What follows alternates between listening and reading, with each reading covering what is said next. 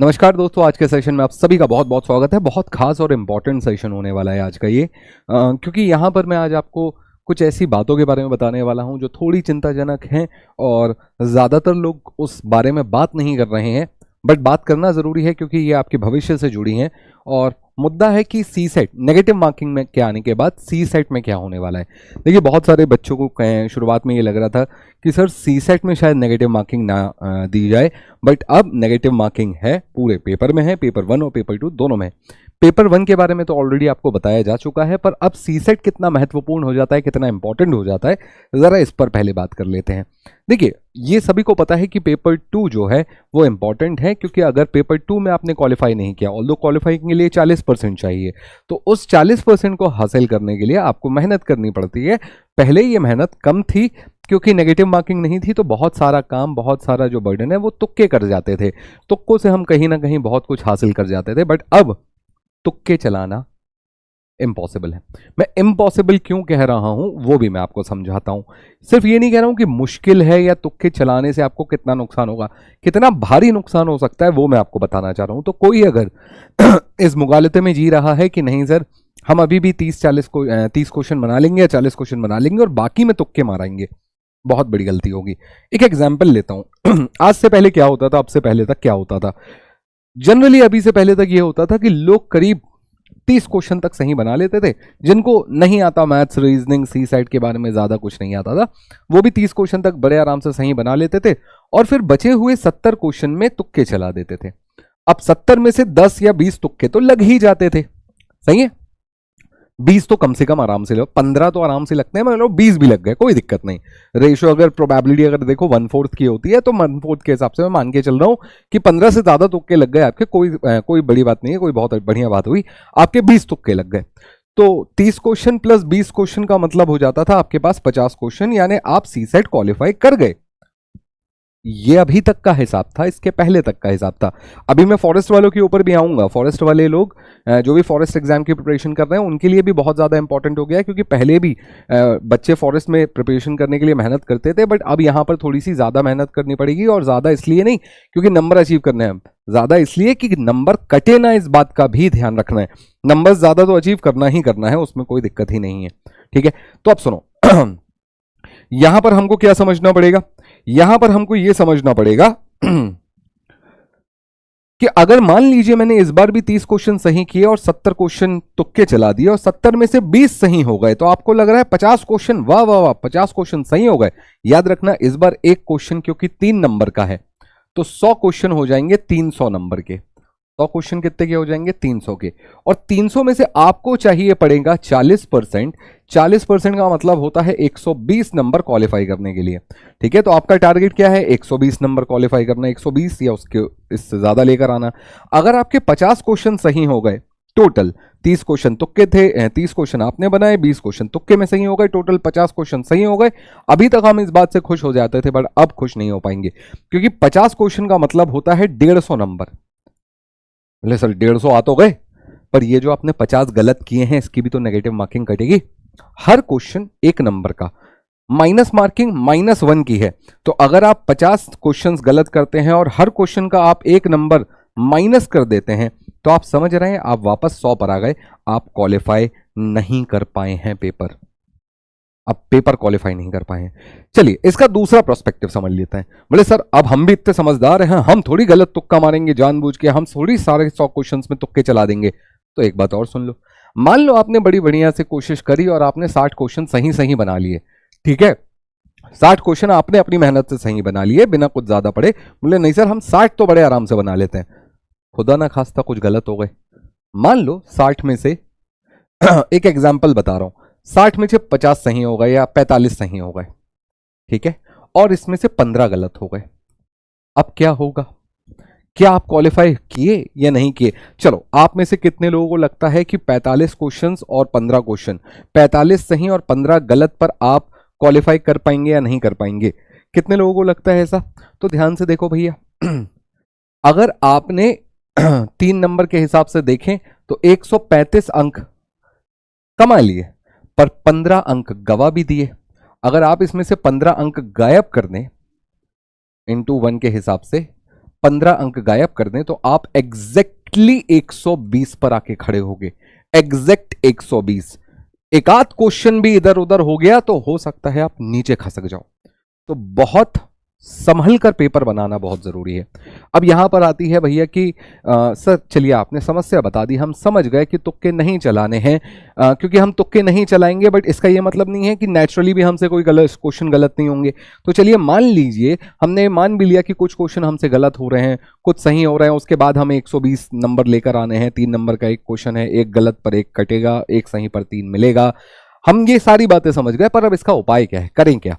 तो सबसे पहली चीज जो आपको यहां पर ध्यान रखनी है, तुक्के बंद करना है। बहुत बुरी आदत हो रखी है पिछले कई सालों से बच्चों की कि सर जो बना तो बना, नहीं बना तो तुक्का। अब अगर आपने ये वाली अप्रोच रखी तो खेल तो खत्म है, वो तो आप समझ ही गए हो। अब इसका सॉल्यूशन क्या है, इसकी अप्रोच क्या है, कैसे आप सी सेट में नेगेटिव मार्किंग के बाद भी अपना पेपर आसानी से क्वालिफाई कर सकते हो, जरा उस पर चर्चा कर लेते हैं। उसके लिए सिलेबस समझना जरूरी है।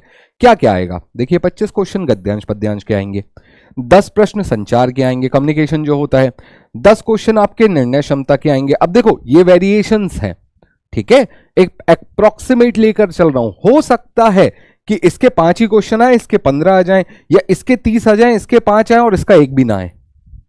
और ऐसा हुआ है 2024 के पेपर में, एक भी डिसीजन मेकिंग का क्वेश्चन नहीं था, एक भी पेपर में क्वेश्चन नहीं था डिसीजन मेकिंग का। तो अगर आप ये सोच के चल रहे हो कि सर 10 क्वेश्चन तो मेरे यहां से बन ही जाएंगे, तो भैया अगर आप कोई टॉपिक पढ़ रहे हो तो ये भी तो समझो कि आपने उस टॉपिक का वेटेज कहीं गलत तो नहीं कर दिया। कहीं इस बार पेपर में ऐसा तो ना हो जाए कि एक भी क्वेश्चन डिसीजन मेकिंग से ना आए।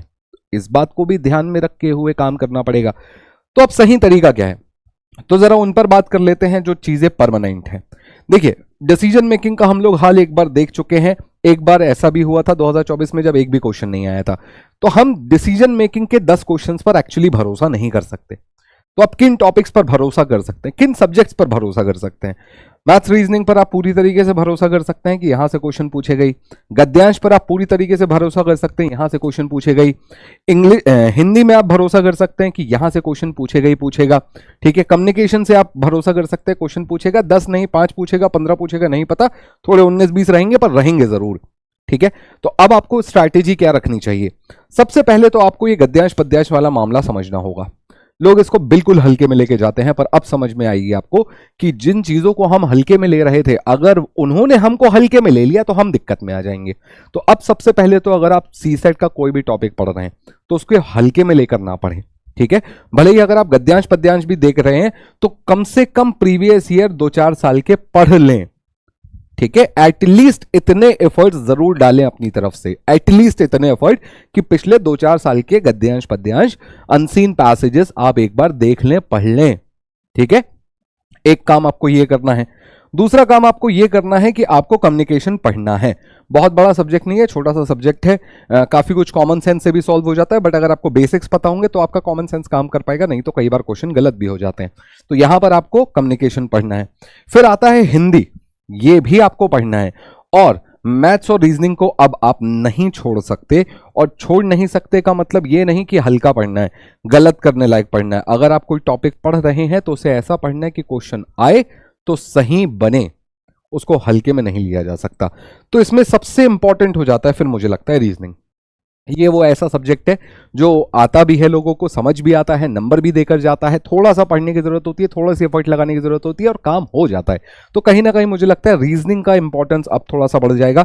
स्पेशली जो लोग फॉरेस्ट के लिए जा रहे हैं उनके लिए तो सी सेट स्कोरिंग होता था, पर अब आपको भी ध्यान रखना पड़ेगा कि आप भी वहां पर गलती ना करें, ठीक है। गलतियां नहीं करनी है।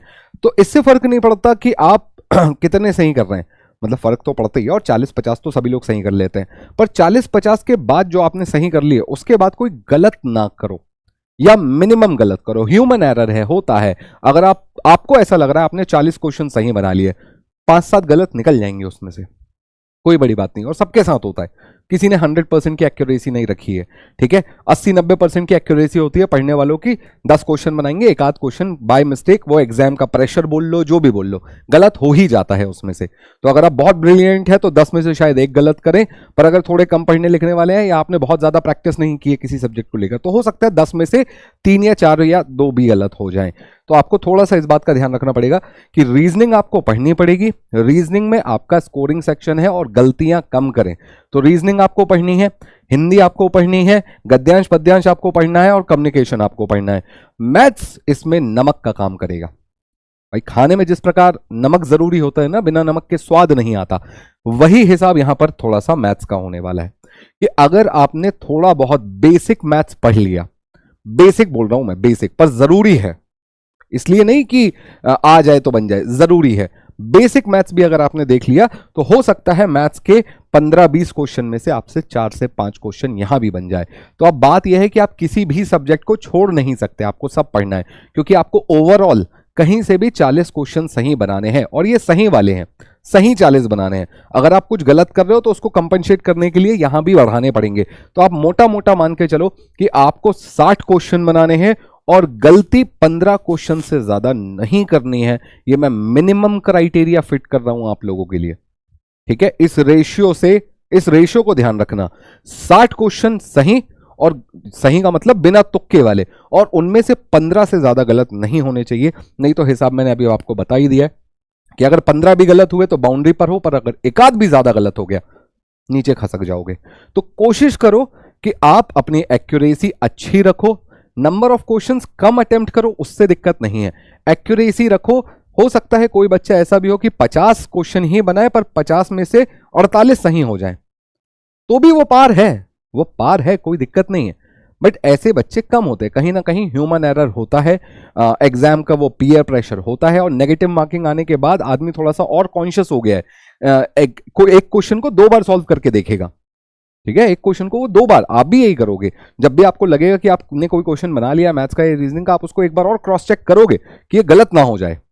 तो उसके लिए आपको कहीं ना कहीं थोड़ी सी स्पीड की जरूरत भी पड़ेगी, जिस बारे में कोई बात नहीं कर रहा।